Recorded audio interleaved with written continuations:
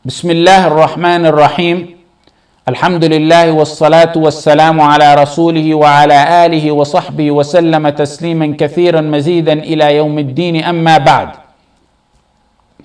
If you look in the chain of verses in the Quran, you're going to find that there's in Surah Al-Baqarah, you're going to find the series of verses on Ramadan. يا أيها الذين آمنوا كتب عليكم الصيام. Second verse is أياما معدودات. The third verse, شهر رمضان الذي أنزل فيه القرآن. 3 verses after each other, consistent on matters directly pertaining to fasting. Suddenly you get to the 4th verse, it's out of topic. It's about dua. وَإِذَا سَأَلَكَ عِبَادِي عَنِّي فَإِنِّي قَرِيبٌ أُجِيبُ دَعْوَةَ الدَّاعِ إِذَا دَعَانِ. Then you go back to the 5th verse, أُحِلَّ لَكُمْ لَيْلَةَ الصِّيَامِ. It goes back to the rules and regulations of fasting. Why was there a verse on dua in between a series of verses directly speaking about fasting? Why would Allah put a verse off topic? Is it off topic? Impossible. Every aspect of the Quran is perfected.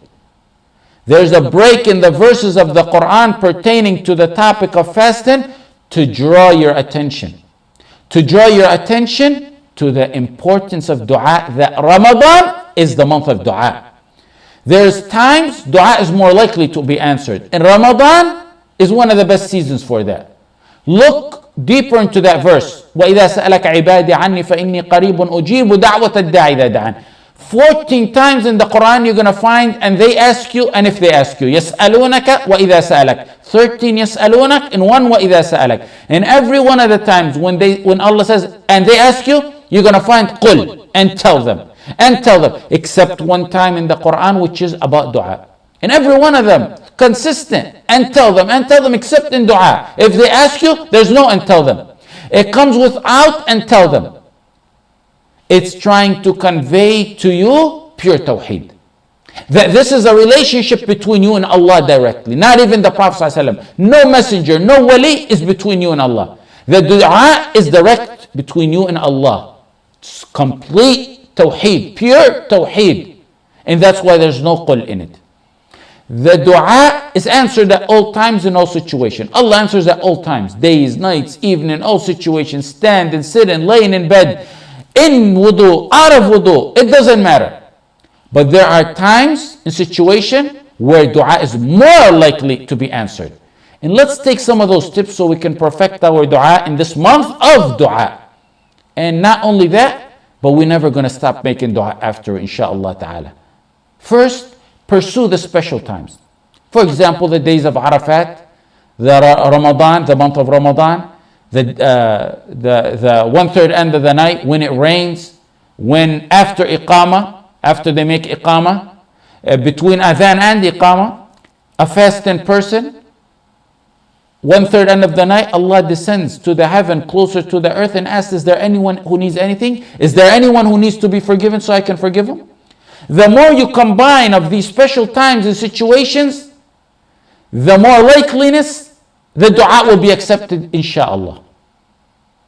Combining Ramadan, for example, with the night of Laylat al-Qadr, with sujood, prostration, with the 1/3 end of the night, and look how amazing that is. Special times and special situation. So that's the first issue. Second one is, you can make dua anytime, in any situation, but be formal sometimes. For example, sometimes go make wudu and plan it. It's like a day. Plan it. Go make wudu and pray 2 rak'ah. Face the qibla. Be formal and raise your hands. The Prophet ﷺ, Sahih Muslim, raised his hands once until his armpits were showing. The whiteness of his armpits were showing. Sometimes he raised it close to his chest. Sometimes he don't make dua with his finger. It's proper to make dua with your finger.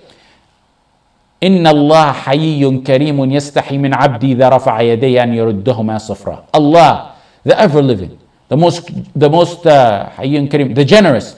If a man raises his hand in supplication, he will be ashamed to turn his hands disappointed or empty. يَسْتَحِي أَنْ يَرُدَّهُمَا صَفْرًا means zero. He would never turn your hands zero. He's ashamed to do that. Abu Darda used to say, raise your hands to Allah before they're fettered in chains. The next point, make dua in a voice not too loud or not too low. When the Sahaba raised their voice out loud, the Prophet ﷺ said, Ya ayyuhan nas, inna alladhi tad'un, laysa bi asam wala ghaib. In Sahih Bukhari and Muslim, he said, you're not calling someone who's deaf or absent. And likewise, وَلَا تَجْهَرْ بِصَلَاتِكَ وَلَا تُخَافِتْ بِهَا أُدْعُوا رَبَّكُمْ تَضَرُّعًا وَخُفْيًا. Verses that mean neither not loud nor low. Follow way in between. And that's how one of the manners of dua is. Zakaria, when he praised Allah, Allah praised him for keeping it in between, keeping his voice in between. إِذْ نَادَى رَبَّهُ نِدَاءً خَفِيًّا. A next point on dua. Don't try to overly make dua rhythmic, like a poem. It doesn't really necessarily happen a lot in English. If it happens normally, okay, but to go out of your way and do it, that's wrong. That doesn't happen a lot in English, it happens a lot in Arabic. It's called sajah, where they try so hard and go overboard and trying to make their dua rhythmic.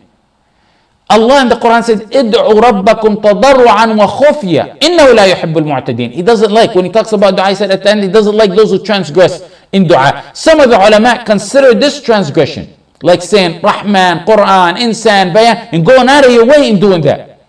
Now, even though it's not an issue in English, why I mention it is there's a lesson to it. Why it's disliked by the salaf, including a direct statement by Ibn Abbas in Sahih Bukhari where he tells his servant not to do that. It's because it takes out of the humility in dua. You need to communicate your dua to Allah sincerely and humility in a way you feel best comes out of your heart. That's the point of dua. It's not about being eloquent. That's not how it works with Allah. In this world, you gotta be eloquent to get some positions.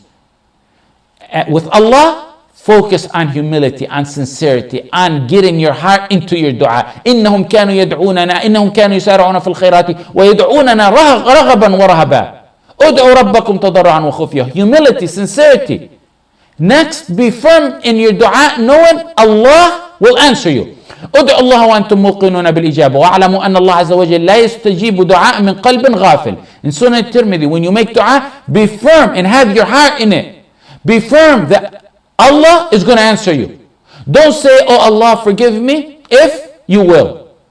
If you will. Don't say that. Say, oh Allah, forgive me, period. Firm and know that Allah is going to forgive you. Don't feel hesitant that Allah will not answer you. If Allah answered the shaitan, do you think he'll not answer me and you? The shaitan asked Allah. The shaitan asked Allah, allow me respite until the day they get resurrected. أنظرني إلى يوم يبعثون. Allah said, إنك من المنظرين. You are of those respited. Me and you are not worse than the shaitan. No matter what we did, we're not worse than the shaitan. Even though we have mountains and mountains of sin. If Allah did not reject the dua of the shaitan, will He reject my dua and your dua? Even though non-believers asked Allah, mushrikeen, worship statues, asked Allah sincerely at one point, Allah answered them. When they were in the oceans, in the currents, in the wind was about to drown them, they turned to Allah alone. They left shirk and turned to Allah alone for a moment. Those were people associated partners to Allah. People who Allah knew as soon as He takes them to the shore, they're going to go back to associating partners to Him.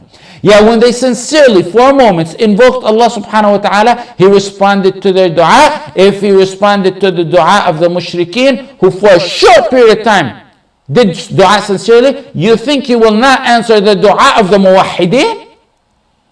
Be persistent in your dua. And this is the A and B. When we say be persistent, it's A. First of all, make your dua in persistence when you make it actually. When you ask Allah, ask Him over and over again. Plead and beg Him. In Sahih Muslim, the Prophet ﷺ used to make dua many times, 3 times.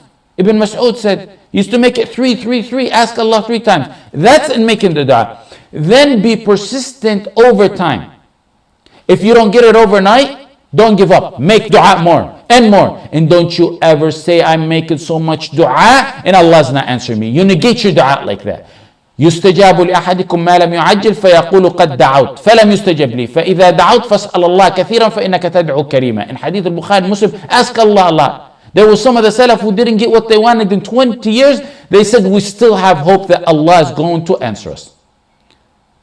Next point is start your dua and end it, and in between. Find a spot to make salah on the Prophet ﷺ. Abu Sulaiman al-Darani said a beautiful statement. He said, start your dua with salah on the Prophet ﷺ and end it with salah on the Prophet ﷺ. Why? Look at how amazing his statement was. He said, because the salah on the Prophet ﷺ is automatically accepted. And the most generous Allah is not going to accept the beginning and the end and leave out the middle. Always make salah on the Prophet ﷺ in the beginning and end and the middle of your dua. In Sahih al-Tirmidhi, and Ibn Kathir said it's authentic, it's changed, it's authentic. Umar ibn al-Khattab radiallahu anh said, dua is suspended between the heaven and the earth. None of it is taken up until you send your blessing on the Prophet Muhammad sallallahu alaihi wasallam. This may be a personal statement by Umar ibn al-Khattab, because Umar said it. He didn't say the Prophet sallallahu alaihi wasallam said it.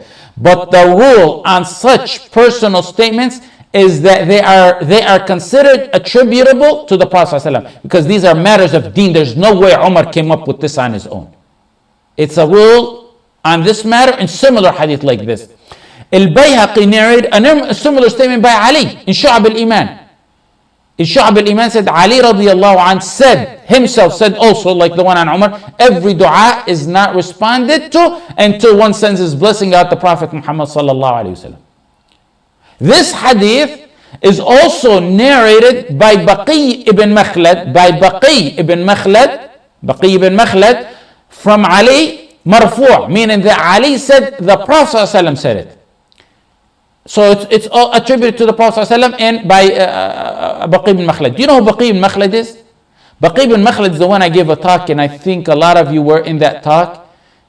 The man whose dua got accepted for a prisoner who was taken, and when he made dua, the shackle kept breaking until they finally released him. They said, someone's been making dua for you. Listen to, I think the brothers uploaded that talk. The final matter is, work on your internal matters. And that's very long. This whole topic is very long, but this is a super short summary. For example, repent to Allah before you make dua. Return the rights of others. Turn wholeheartedly to Allah. Give charity. And rest assured, Allah will let you down. He said, ask and I'll give you, and He will. Ibn al-Mubarak said, I went to Medina one time when there was a drought. People went out to make istisqa for a very long time. One day I went to the masjid, I sat next to a black man. He was wearing khash, which is stack clothes, which is rough clothes made out of camel's hair or goat's hair. People had gone for a long time. Allah didn't answer, and I sat next to this black man. Happened to sit in the masjid next to the black man. His clothes was wrapped around his waist and one on his shoulders. And I heard him say, Ya Allah, you blocked the rain on the people to teach the sinners a lesson. Ya Halim, Ya Allah. Ya Halim, Ya Allah. Ya Halim, Ya Allah. The one whose servants see nothing but good for him. Grant them rain. Give them rain now. Give them rain now. Now. Now. He kept saying now. As-sa'a, as-sa'a. Ibn al-Mubarak said, he kept saying as-sa'a, as-sa'a, until clouds came from every direction and it began to thunder and rain all over. The giants of the ulama had been going for some time making istisqa. The rich, the poor, the leaders, the laymen. Yet this neglected black man with stacked clothes, the poorest of poorest clothes that they wore at the time, raises his hands in dua and Allah answers him.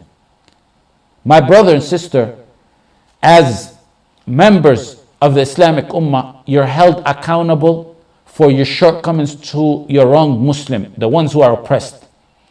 Don't ever let a day go by where you make dua for you, for your family, for your loved one, but also every day include the oppressed and wronged Muslim. So at least when you stand before Allah, you said, Ya Allah, I made dua.